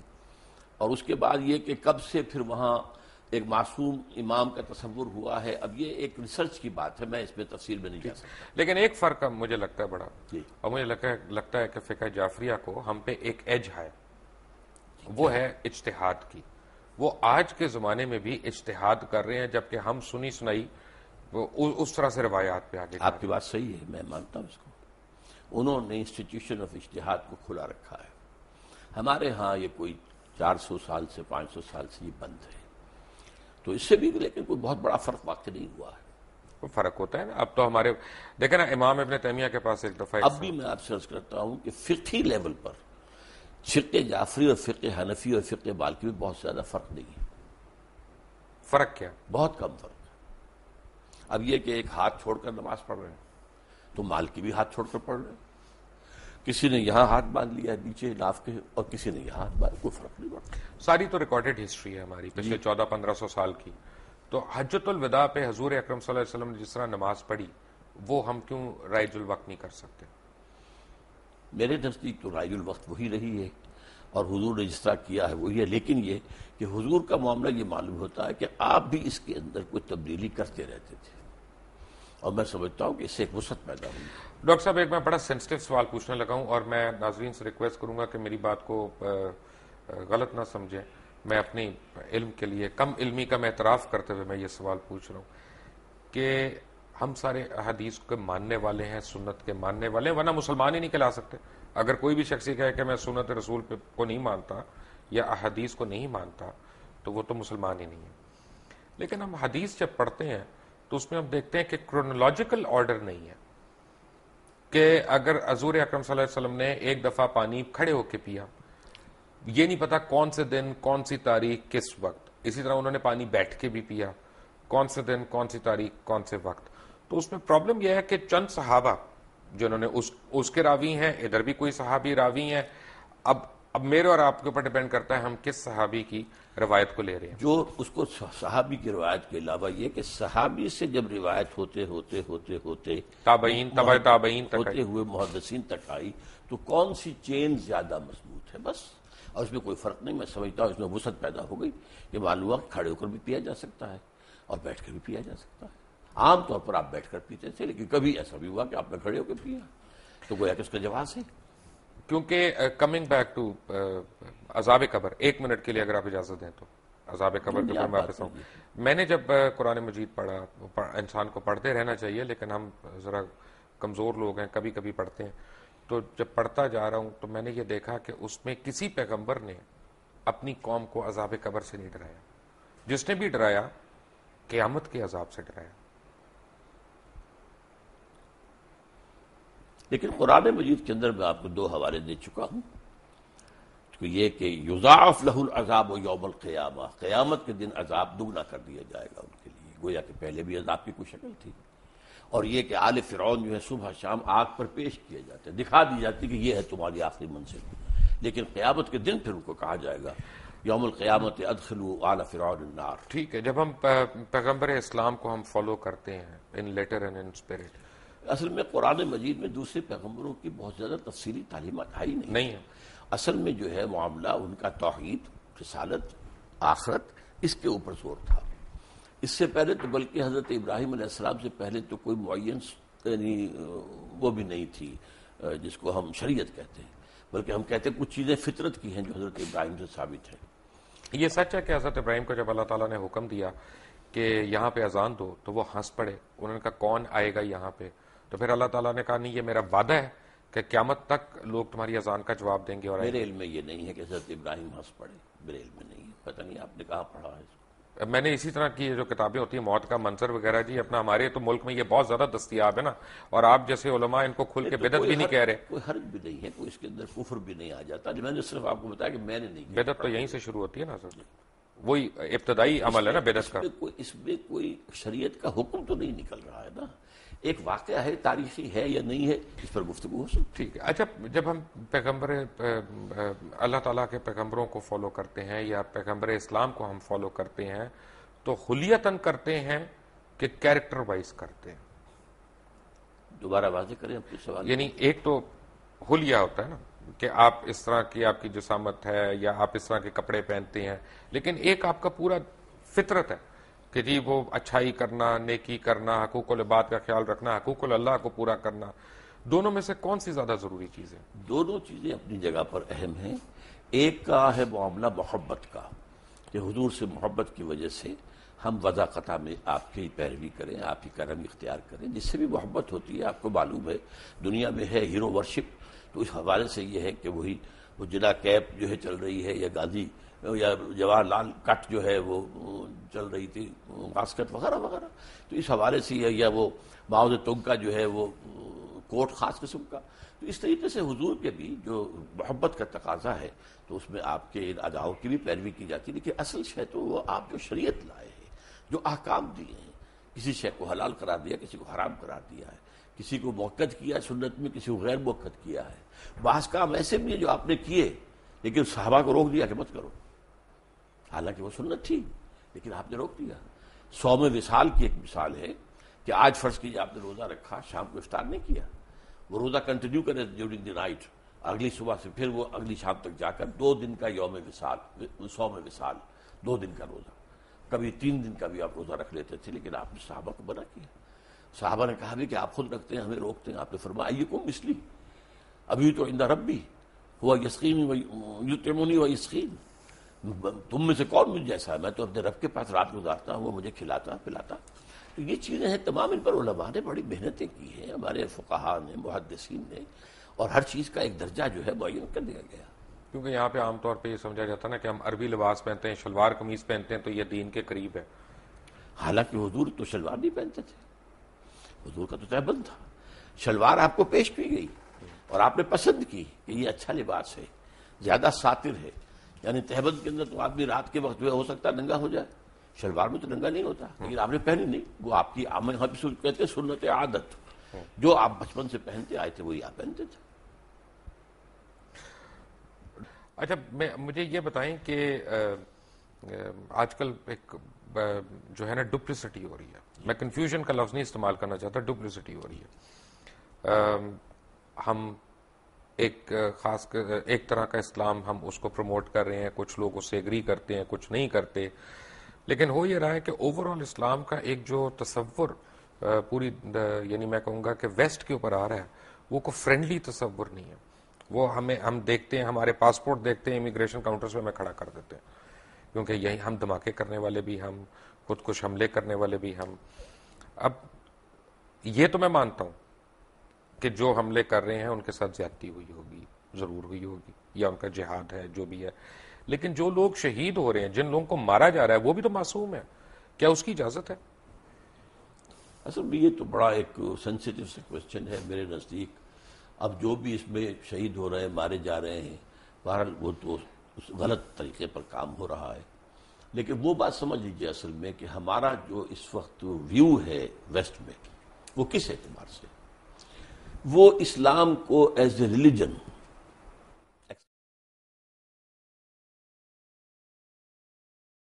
سوشو اکنامک سسٹم کے طور پر ماننے کو تیار نہیں ہے. اور انہیں خطرہ یہ نظر آ رہا ہے کہ دنیا میں مسلمانوں کے اندر ایک دبی ہوئی چنگاری ہے. وہ جو علامہ اقبال نے ابلیس کی مجلس شورا میں جو ابلیس سے کہلوایا تھا کہ نہ مجھے اشتراکیت سے کوئی ڈر ہے اور نہ جمہوریت سے ہے، اگر کوئی خطر مجھ کو تو اس امت سے ہے، اس کی خاکستر میں ہے اب تک شرار آرزو. ان میں ایک آرزو ہے کہ ہمارا ایک نظام تھا، ایک پولیٹیکل سوشو اکنامک سسٹم تھا، ہمارا اپنا جو کرمنل لا تھا، ہمارا سول لا تھا، ہمارے فیملی لاز تھے، ہمارے جو ہے لا آف ایویڈنس تھا، یہ سارے قوانین تھے ہمارے، چلے تھے، 1000 برس تک چلتے رہے. تو اب ہم دوبارہ جو ہے اس کو دنیا میں نافذ یہ چیز وہ ہے جو ویسٹ کو گوارا نہیں ہے.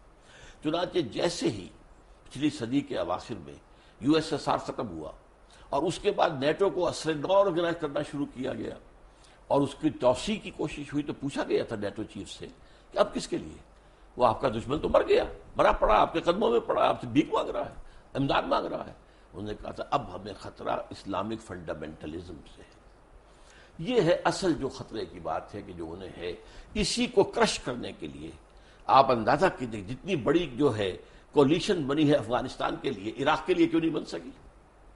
کیونکہ عراق میں کوئی اسلامی ایشو نہیں تھا، مذہبی ایشو نہیں تھا، وہاں تیل کا معاملہ تھا یا جو بھی تھا. میرے نزدیک وہ پہلا قدم تھا گریٹر اسرائیل کی طرف، اس لیے کہ جب صدام کی حکومت ختم ہوئی ہے اور اس کے مجسمے گرے ہیں تو شیرون نے کہہ دیا تھا پہلے دن ان قریب عراق پر ہمارا قبضہ ہوگا. It was the first step towards the establishment of Greater Israel.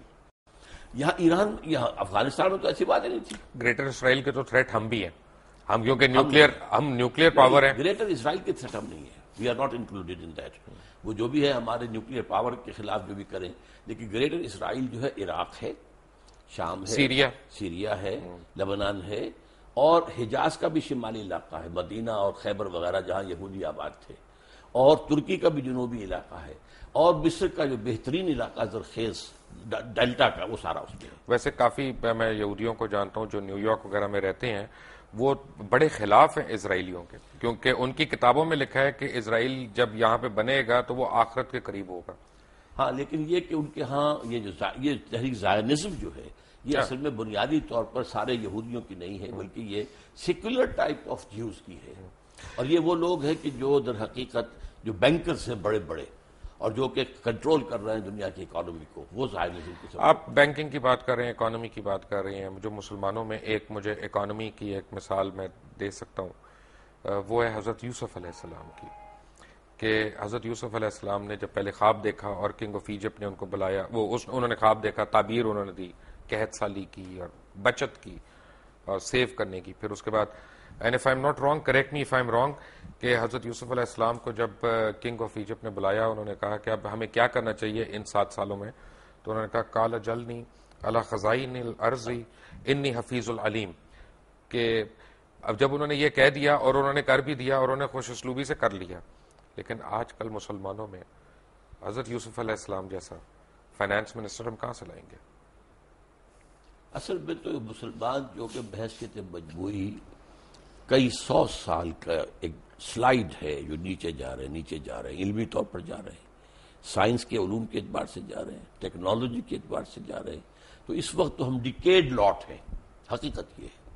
اب اس کے اندر تو کہیں سے نئی زندگی کا شرارہ کہیں سے پھوٹے کسی جگہ پر. بحثیت مجموعی مسلمان امت جو ہے وہ اب اس قابل نہیں ہے. اللہ تعالیٰ کسی ملک کے اندر ہو سکتا ہے کہ ایک نئی یعنی ایک حرارت پیدا کر دے ایمان کی، اور اس کے ذریعے سے وہاں اسلامی انقلاب آ جائے اور دنیا کو دکھا دیا جائے کہ دیکھو، come and see with your own eyes, this is Islam. یہ ہے اسلام کا نظام of social justice, come and see it. جو کچھ تم نے پڑھا ہوا تمہیں دکھا دیا گیا ہے وہ نہیں ہے اسلام. اسلام تو یہ ہے, آؤ بس دیکھو. تو اصل میں یہ کام ہونا تو ہے, لیکن ابھی اس کے اور اس وقت کے دور کے درمیان بہت وقفہ ہے, اور اس میں وٹ آئی فیئر از کہ امت مسلمہ پر بڑا سخت عذاب اللہ کا آنے والا ہے, جس کا سب سے بڑا حصہ عربوں پر آئے گا. And number 2 on the divine hit list seems to be Pakistani Muslims. Why? Number 1 عرب کیوں ہیں؟ ان کی مادری زبان میں قرآن ہے, ان کو تو کوئی بچت ہی نہیں. ان میں سے محمد تھے صلی اللہ علیہ وسلم, اور اسی پر وہ ناس بھی کرتے ہیں. تو ان کے لیے تو در حقیقت اگر وہ جیسے جیسے آزاد ہوئے, کسی نے قرآن کو اپنا امام نہیں بنایا, قبلہ کسی نے بنا لیا واشنگٹن کو, کسی نے بنا لیا ماسکو کو. They are the biggest culprits. لیکن ہمارا جو کانسیپٹ اور ہمارا معاملہ کیا؟ نمبر 2, ہم نے ایک ملک بنایا اسلام کے نام پر, لاکھوں آدمی قتل ہوئے, کروڑ انسان جو ہے ادھر سے ادھر ہوا ہے, 1 کروڑ سے کم ایسٹ پنجاب اور ویسٹ پنجاب کے درمیان. لیکن وہ اسلام کہاں ہے؟ جو اسلام آج ہمارے پاس ہے وہ تو بھارت میں بھی ہے, نمازیں وہاں بھی ہیں, مسجدیں وہاں بھی ہیں, اور ہماری حج فلائٹس ہماری جاتی ہیں, ان کی بھی جاتی ہیں. بلکہ مجھے بتایا گیا ہے کہ حج کا انتظام جو ہے وہاں, حج مشن جو ہے ہندوستان کا, وہ کہیں بہتر ہے پاکستان کے حج مشن سے. تو اب ہمارا جو لیڈر کا کانسیپٹ ہے, جو اسلام ہمیں لیڈر کا کانسیپٹ دیتا ہے, وہ تو ہے امر بالمعروف اور نہی عن المنکر. وہ کہاں سے ہم لائیں؟ انقلاب کے بعد ہوگا, اس سے پہلے تو نہیں. You have to bring about a revolution first. حضور نے ریولیوشن برپا کیا, 13 سال میں ایک ریولیوشنری پارٹی تیار کی ہے. دعوت ہے, تربیت ہے, تزکیہ ہے, تعلیم ہے, اور منظم کرنا ہے. ایک امیر کا حکم مانو.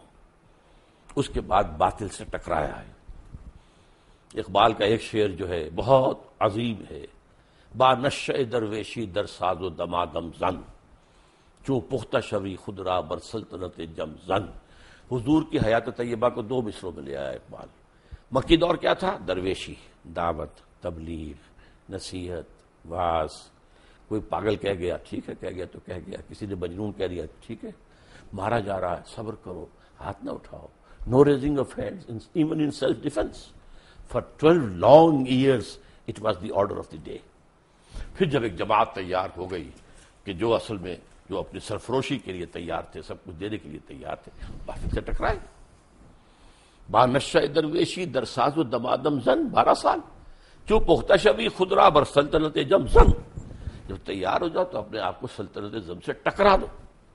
وہ ٹکر ہے جو پھر شروع ہوئی ہے مدنی دور میں آ کر, اور قتال شروع ہوا ہے, جنگ شروع ہوئی ہے.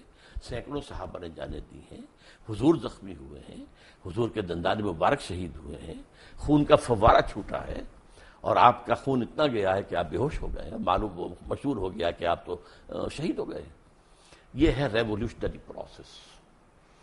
اس ریولیوشنری پروسیس سے کسی جگہ پر, عالم اسلام میں کسی جگہ پر, افسوس یہ ہے کہ ہم نے پاکستان اسی لیے بنایا تھا. اقبال کا تھاٹ یہی تھا, 1930 کے خطبے کی جان یہی تھی کہ انہوں نے اولاً مسلمانوں کی مسلم نیشن ہوڈ کو تمام جو بھی سوشولوجیکل جو بھی ہو سکتے ہیں فکر, اس کے حوالے ثابت کیا کہ مسلمان ایک علیحدہ قوم, کسی بڑی قوم کی نظم نہیں ہو سکتے. نمبر 2, انہوں نے پیشین گوئی کی کہ ہندوستان کے شمال مغرب میں ایک اسلامی ریاست قائم ہوگی. اور نمبر 3, انہوں نے کہا اگر ایسا ہو گیا تو ہمیں موقع ملے گا کہ اسلام کے چہرے پر جو بدنما داغ اور دھبے آ گئے ہیں دور عرب امپیریلزم میں, یہ بنو امیہ اور بنو عباس جنہیں ہم خلفاء کہہ دیتے ہیں, یہ تو عرب امپیریلزم تھا. اس امپیریلزم کے اندر جو تصویر آتی ہے اسلام کی, دنیا اس کے حوالے سے اسلام کو جانتی ہے.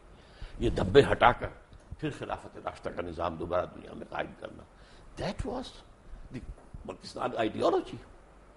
But we have failed, badly failed. Why? لمبی داستان ہے, بہت بات. میں سمجھتا ہوں کہ ان میں اصل میں ایک تو جو مسلم لیگ کی تحریک کے اندر کچھ انہیرنٹ ویکنیسز تھیں وہ سامنے آئی. مسلم لیگ کی تحریک ایک تحریک تھی, موومنٹ جو آندھی کی طرح آتی ہے اور بگولے کی طرح نکل جاتی ہے. تحریک جو ہے اس کے ساتھ جب تک کہ کوئی مضبوط جماعتی ڈھانچہ نہ ہو, کارڈرز, معین کارڈرز کے ساتھ ایک مضبوط جماعت, وہ آگے نہیں چل سکتی. یہی فرق تھا مسلم لیگ میں اور کانگریس میں. کانگریس ایک مضبوط جماعت تھی, اس کے کارڈرز تھے, اس کا نظم تھا. مسلم لیگ کا نہیں تھا معاملہ, وہ تو ایک تحریک تھی. اور در حقیقت ایک چونکہ ایمرجنسی کی حالت پیدا ہو چکی تھی کہ مسلمانوں نے ہند کا کیا جو ہے مستقبل ہوگا, تو اس حوالے سے پاکستان بنتے ہی مسلم لیگ تو ختم ہو گئی, جسٹ میلٹڈ اوے. اور اس کے بعد کیا ہوا؟ چونکہ مسلم لیگ کی زیادہ قیادت مائنورٹی پروونسز سے آئی ہوئی تھی، ظاہر بات ہے کہ یہاں کے سنز آف دی سوائل تو وہ نہیں تھے، اب مرنا بھی تھا، ایک ایک کر کے مر گئے، اور ظاہر سے پھر یہاں پر تو سارا معاملہ جو آیا ہے پھر وڈیروں کے ہاتھ میں آ گیا، بیوروکریسی کے ہاتھ میں آ گیا، اور اس میں ایک بہت بڑی غلطی مولانا مودودی سے ہوئی، وہی جس کا پہلے ذکر ہو چکا ہے۔ وہ پاکستان موومنٹ سے علیحدہ رہے، انہوں نے ساتھ نہیں دیا، انہوں نے کہا کہ ہم ایک اصولی اسلامی تحریک جو ہے وہ برپا کر رہے ہیں، لیکن پاکستان میں آ کر ان سے غلطی ہوئی، انہوں نے الیکشن میں حصہ لے کر اور ایک پولیٹیکل پارٹی بنا دیا، اور نتیجہ کیا ہوا؟ اب گویا کہ اسلام ایک پولیٹیکل ایشو بن گیا۔ اس سے پہلے مولانا مودودی مطالبہ لے کر کھڑے ہوئے تھے اسلامی دستور کا، اس وقت تک چونکہ جماعت پولیٹیکل پارٹی نہیں تھی تو تمام حلقے جتنے تھے مذہبی انہوں نے ان کا ساتھ دیا۔ ایک غلطی یہ تھی، کیا؟ کانسٹیٹیوشن 1973 کا جو پروگرام شروع ہونے سے پہلے میں آپ سے ذکر کر رہا تھا، جس میں آپ نے مجھ سے پیج پوچھا تھا، میں نے پیج 129 آپ کو کوٹ کیا تھا۔ جب ہم بریک سے آئیں گے تو ہم اس کے اوپر بات کریں گے کہ اسلام ممانعت کرتا ہے بڑی سختی سے فرقہ بندی کی، ہمارا آئین جو ہے فرقوں کو ریکگنائز کر رہا ہے، اور چاہے وہ انفرادی طور پہ کر رہا ہے چاہے وہ اجتماعی طور پہ کر رہا ہے۔ ڈاکٹر صاحب میں نے آپ کو کانسٹیٹیوشن دکھایا، اس میں پریمبل میں ایک چیز لکھی ہوئی ہے کہ where in the principles of democracy, freedom, equality, tolerance and social justice as enunciated by Islam shall be fully observed۔ اور دوسرا آگے پیج 129 پہ اسلامک پروویژنس کے اوپر لکھا ہے کہ in the application of this clause to the law of any Muslim sect, the expression Quran and Sunnah shall mean the Quran and Sunnah as interpreted by the sect۔ تو پہلی بات تو یعنی دو سوال، ورڈ پرسنل لا وہ اب کہاں گیا؟ Personal law, personal law of any Muslim اس کو سیکٹ۔ کہیے۔ پہلا تو یہ ہے کہ ڈیموکریسی اور اسلام جی ان کا مجھے تو تضاد لگتا ہے۔ مجھے نہیں لگتا، میں بتاتا ہوں آپ۔ بسم اللہ۔ Democracy as such is kufr and shirk. It is based on the principle of popular sovereignty. Islam میں sovereignty belongs to God. اللہ بالکل سروری زیبا فقط اس ذات بے ہمتا کو ہے، حکمراں ہے ایک وہی باقی بتانے آسری۔ اچھا، اس کا نتیجہ کیا ہے؟ اللہ کی کتاب اور اس کے رسول کی سنت، اس کی پابندی کرنی پڑے گی۔ اس کے اندر امرہم شورا بینہم، جہاں اللہ اور اس کے رسول کا کوئی حکم نہیں ہے وہاں بھی مشورے سے معاملہ طے کر لو۔ کوئی اتھارٹیرینزم، کوئی ڈکٹیٹرشپ نو، کوئی ڈائنیسٹی نو، امرہم شورا بین۔ دس از جمہوریت، اسلامی جمہوریت۔ You can say it's a controlled democracy, limited democracy. Limited by the injunctions of the Quran and the Sunnah, not by any person or any dynasty or any monarch, no whatsoever, by injunctions of the Quran and Sunnah. میں اس کی مثال دیا کرتا ہوں، بہت سادہ سی ہے، 2 minute میں ذرا لے لیجئے کہ اگر آپ کے پاس ایک گھوڑا ہے، آپ چاہتے ہیں کہ وہ بھاگے بھی نہ لیکن یہ کہ جڑ بھی نہ جائے اس کے ہاتھ پاؤں، تو آپ نے 200 گز کی رسی سے باندھ دیا ایک کھونٹے کے ساتھ۔ اب ایک سرکل وجود میں آ جائے گا 200 یارڈز جو ہے ریڈیس کا، اس میں گھوڑا آزاد ہے، مشرق جائے، مغرب جائے، شمال جائے، جنوب جائے، 150 گز جائے، 200 گز سے ایک گز نہ ادھر نہ ادھر نہ ادھر نہ ادھر۔ This is Islam. Injunctions of the Quran and Sunnah, that is the circle, you can't cross it. لا تعتدوا حدود اللہ، تلک حدود اللہ فلا تعتدوها، تلک حدود اللہ فلا تقربوها۔ یہ حدود اللہ ہے، اللہ اور اس کے رسول کی سنت، اور اس کو آپ نے البتہ اس کے اندر، اب اس کے اندر فرض کیجئے کہ ایک گھر کے اندر آپ ایک پارٹی جو ہے وہ دینا چاہتے ہیں لوگوں کو، آپ اس کے اندر بھائی ڈرنک کیا دی جائے، ایک چیز ختم ہو جائے گی، شراب نہیں دی جائے گی، وہ حرام ہے، وہ دائرے سے باہر نکل گئی۔ اب 7 اپ دیں، روح افزا دیں، کیا دیں، وہ آپس میں مشورے سے طے کر لیں۔ دائرے کے اندر جو کچھ ہے مباح ہے، اس مباح میں آپ اپنے مشورے سے بھائی counting votes you can decide. So this is Islamic democracy. ٹھیک ہے، الحمدللہ۔ اپنا مجھے اس میں کوئی اعتراض نہیں ہے، یعنی ان سینس کہ خدا نخواستہ ہو بھی نہیں سکتا، لیکن میرا مطلب ہے کہ میرے حساب سے تو ڈیموکریسی اور جو موجودہ ڈیموکریسی ہے اس کا تضاد ہے، ہیومن ساورنٹی، کیونکہ اگر میرے لیے حضور صلی اللہ علیہ وسلم کی ذات ایک طرف، ان کا حکم ایک طرف، پوری کائنات ایک طرف، میں تو اس طرف جاؤں گا۔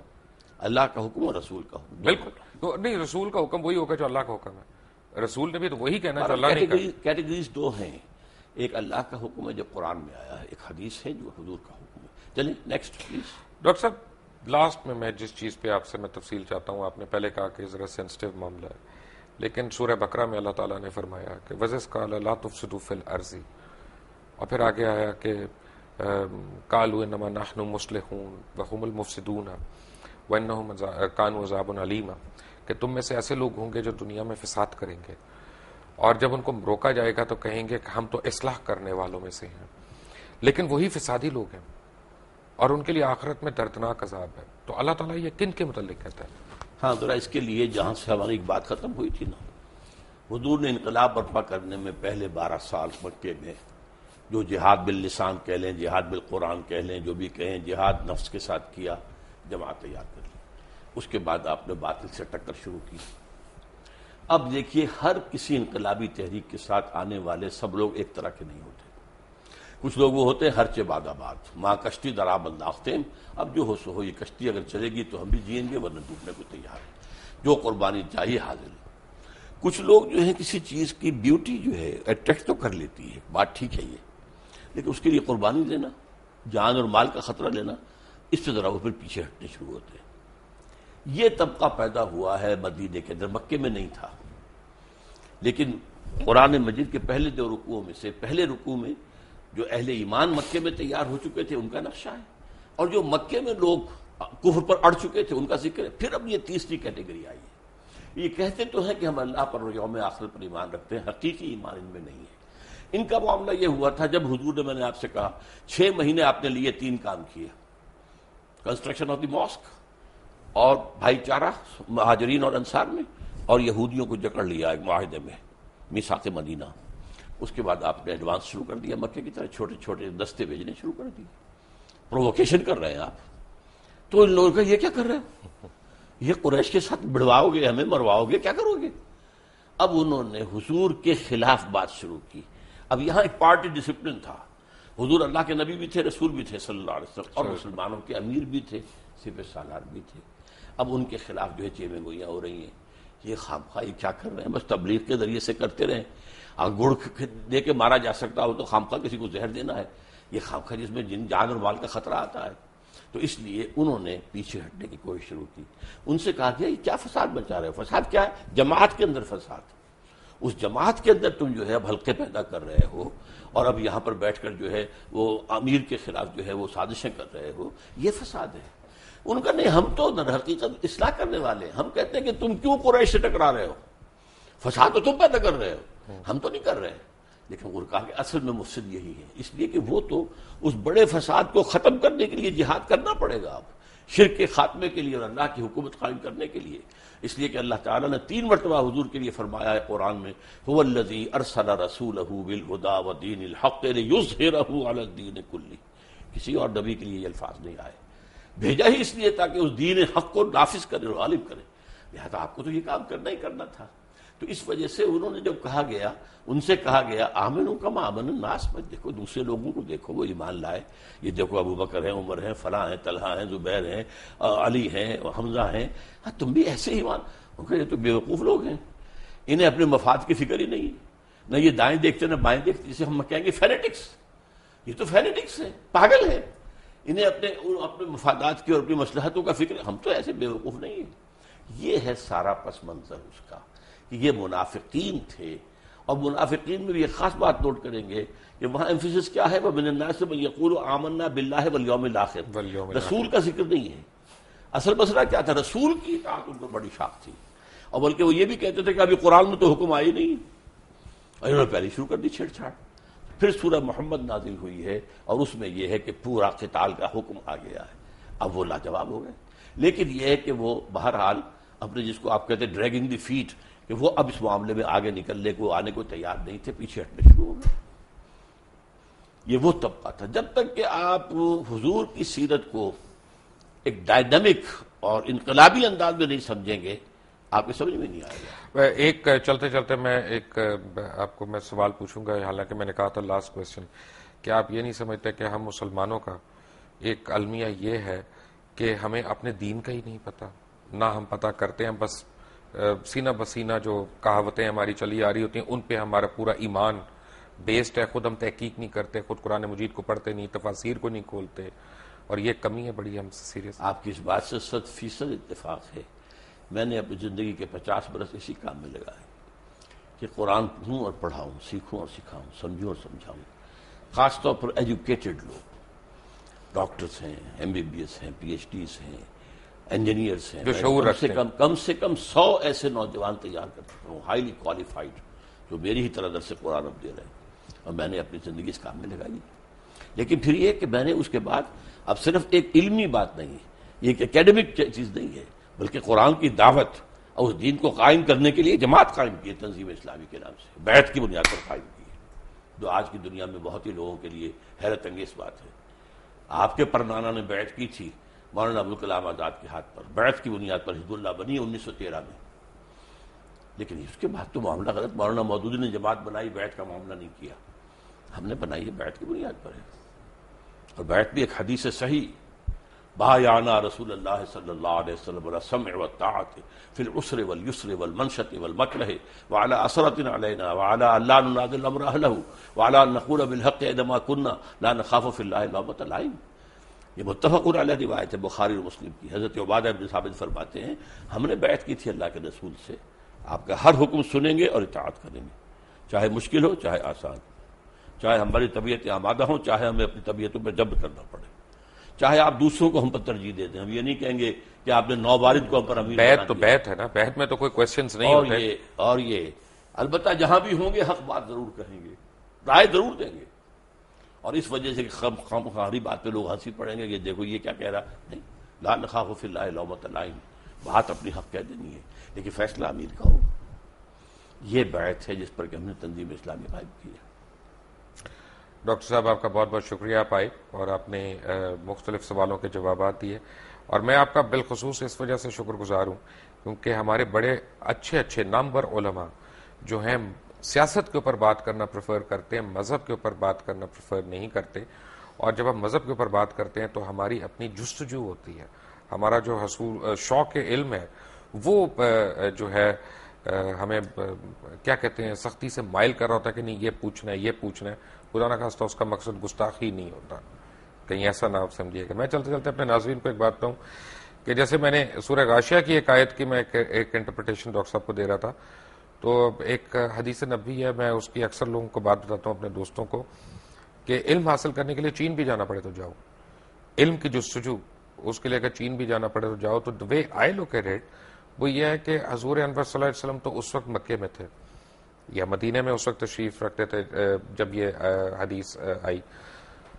تو چائنا کیوں جائیں جبکہ ساری دنیا ساری کائنات کا علم جو ہے وہ عرب کے اندر ہے، تو چائنا کیوں جائیں؟ بات یہ ہے کہ ایک تشبیہ تھی کہ آپ چائنا جا رہے ہیں، پہلے آپ ایک ریگستان کراس کر رہے ہیں، اس کے بعد آپ ایک سمندر کراس کر رہے ہیں، اس کے بعد ایک ماؤنٹ ایوریسٹ آپ کراس کر رہے ہیں. تو دنیا میں 3 سب سے بڑے آبسٹیکلز ہیں، اگر وہ آگے پیچھے کھڑے ہیں تب بھی ہوں سائڈ بائی سائڈ تب بھی آپ علم کے حصول کے لیے جائیں. تھوڑی سی غلطی ہے، سمندر بیچ میں کوئی نہیں آتا تھا. جی سمندر بیچ میں کوئی عربین سی ہے نا، عربین سی نہیں. آپ اگر عرب سے چلیں گے تو سارا خشکی کا راستہ ہے. ایک تو آپ کا میپ ہر جگہ کے پڑے ہوئے ہیں. ڈاکٹر صاحب کے میپ سے چلیں گے جی، ہم انشاءاللہ اپنے میپ سے نہیں جا سکتے، آپ کے پیچھے پیچھے چلیں گے. ڈاکٹر اسرار احمد آج ہمارے درمیان تھے. Until tomorrow.